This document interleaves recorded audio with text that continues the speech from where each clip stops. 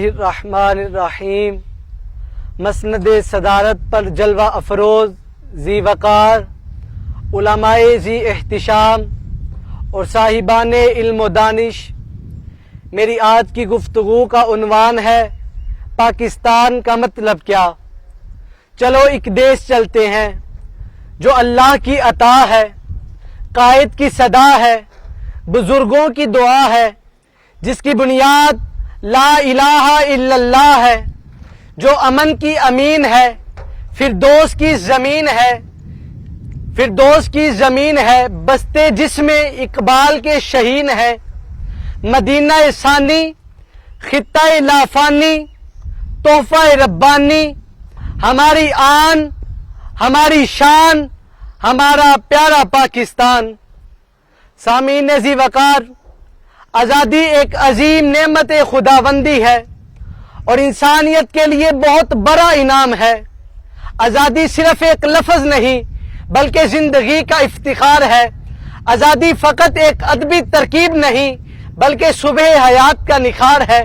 آزادی کی قیمت ان محکوم قوموں سے پوچھو جو غلامی کی تاریک راتوں میں سفر کرتے کرتے تھک گئی ہیں، جن کے افراد آزادی کی شمع کی روشنی کے لیے ترس رہے ہیں۔ ہم خوش بخت ہیں کہ ہم آزاد ہیں۔ آزادی کا سبز حلالی پرچم وقت کی بلندیوں پر لہرا رہا ہے۔ تاریخ شاہد ہے کہ نعمت جتنی بڑی ہوگی، اس کو حاصل کرنے کے لیے اتنی زیادہ قربانی دینا پڑے گی۔ خود بخود ٹوٹ کے گرتی نہیں زنجیر کبھی، بدلی جاتی ہے بدلتی نہیں تقدیر کبھی۔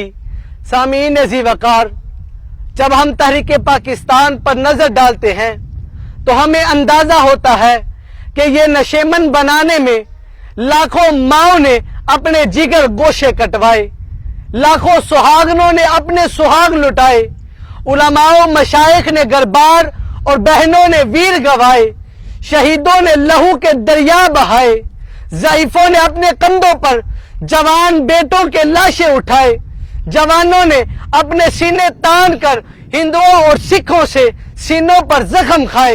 اس پر ابلیس رقص کرتا رہا اور انسانیت پردوں میں منہ چھپاتی رہی، لیکن ان شہیدوں کے لبوں پر تبسم کی بینی خوشبو چھائی رہی اور زبان حال سے یہ کہتے رہے، سر جو اٹھ جاتے ہیں جھکتے نہیں للکار سے، سر جو اٹھ جاتے ہیں جھکتے نہیں للکار سے، ہاتھ جن میں جنوں ہو کٹتے نہیں تلوار سے، ہم جو گھر سے نکلے ہی تھے باندھ کر سر پر کفن، جان ہتھیلی پر لیے لو بر چلے ہیں یہ قدم، دل میں طوفانوں کے رولے اور نسوں میں انقلاب ہے، دل میں طوفانوں کے رولے اور نسوں میں انقلاب ہے، ہوش دشمن کے اڑا دیں گے ہمیں روکو نہ آج، خون اپنا دیں گے ہم گر وطن مشکل میں ہے، سرفروشی کی تمنا اب ہمارے دل میں ہے، دیکھنا ہے زور کتنا بازوئے قاتل میں ہے،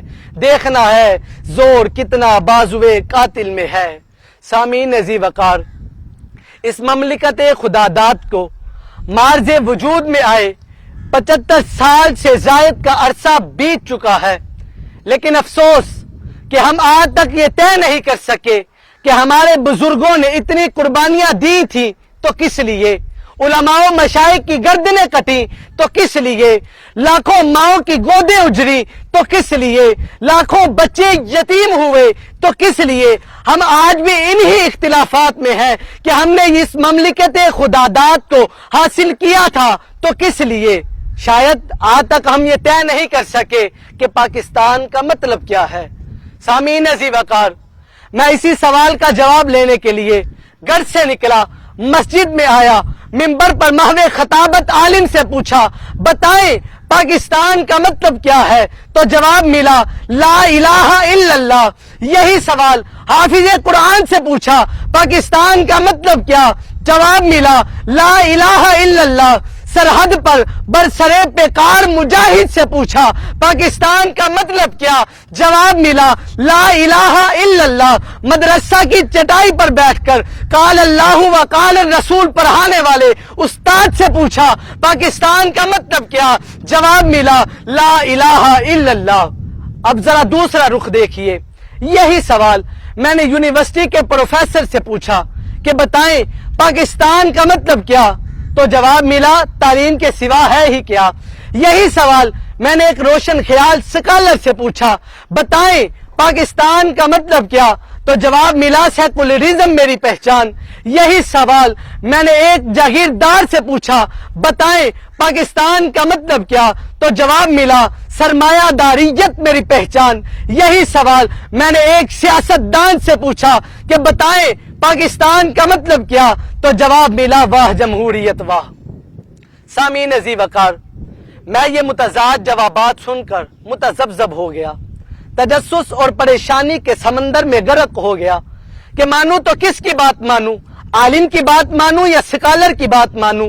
جاگیردار کی بات مانوں یا روشن خیال کی بات مانوں؟ مجاہد کی بات مانوں یا سیاستدان کی بات مانوں؟ تو پھر سوچا کیوں نہ ان لوگوں کے پاس جاؤں کہ جنہوں نے اس ملک کے لیے اپنی جانیں قربان کی، اپنے مال قربان کیے، اپنی اولادیں قربان کی. تو میں سب سے پہلے قائد کے پاس گیا، دست بستہ کھڑا ہوا کہ آپ جواب دیجئے کہ آپ نے اتنی محنتیں کی تھی تو کس لیے؟ آپ نے انگریز کی مخالفت کا سامنا کیا تھا تو کس لیے؟ آپ نے ہندوؤں کے تانوں کو سنا تھا تو کس لیے؟ آپ نے جان ہتھیلی پر رکھ کر کریا کریا بستی بستی سفر کیا تھا تو کس لیے؟ عقائد بتا تو صحیح تیرا نظریہ کیا تھا، عقائد بتا تو صحیح تیرا منشور کیا تھا، عقائد بتا تو صحیح پاکستان کی آئیڈیالوجی کیا تھی، کیا نظام آپ اس ملک میں لانا چاہتے تھے؟ کیا آپ اس ملک کو سیکولر بنانا چاہتے تھے؟ کیا آپ اس ملک کو سوشلزم کے نظام میں دھکیلنا چاہتے تھے؟ کیا آپ اس ملک کو لبرل اور روشن خیال بنانا چاہتے تھے؟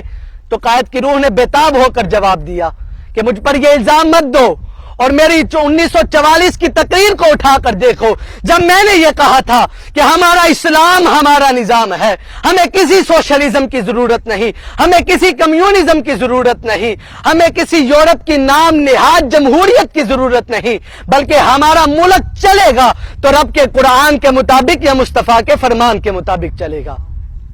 سامعین ذی وقار، قائد اعظم سے سوال کیا گیا کہ آپ یہ ملک بنا رہے ہیں تو اس کا دستور کیا ہوگا؟ تو قائد اعظم نے جواب دیا کہ میں کون ہوتا ہوں اس کا دستور مرتب کرنے والا؟ اس کا دستور وہی ہوگا جو آج سے 1400 سال قبل ریاست مدینہ کا ہوا کرتا تھا. اے قائد، ہم شرمندہ ہیں کہ اپنا نہ سکے انداز تیرا.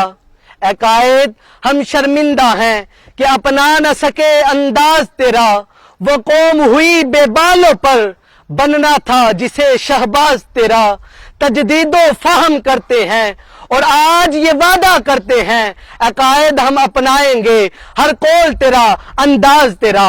سامعین ذی وقار، اگر ہم یہ چاہتے ہیں کہ پاکستان دنیا کے ترقی یافتہ ممالک میں کھڑا ہو اور اقوام عالم کے فیصلے ہمارے ہاں اور نام کیے جائیں، دنیا میں ہمیں عزت و وقار اور سرخروئی حاصل ہو جائے، تو ہمیں سب سے پہلے اس ملک میں علامہ اقبال کے افکار، قائد اعظم کے نظریات، مولانا فضل حق خیر آبادی کے تخیلات اور لاکھوں علماء و مشائخ کے نقش قدم پر چلنا ہوگا کہ جنہوں نے اس ملک کو حاصل کرنے کے لیے، اس وطن عزیز کو حاصل کرنے کے لیے قربانیاں دی ہیں. بقول احسان دانش، اللہ تم کو صاحب سیف و سنا کرے، اللہ تم کو صاحب سیف و سنا کرے، جسموں میں روح خالد و طارق رواں کرے، دے کر شعور زیست ارادے جمع کرے، جو چم چکا ہے رگوں میں خون رواں کرے.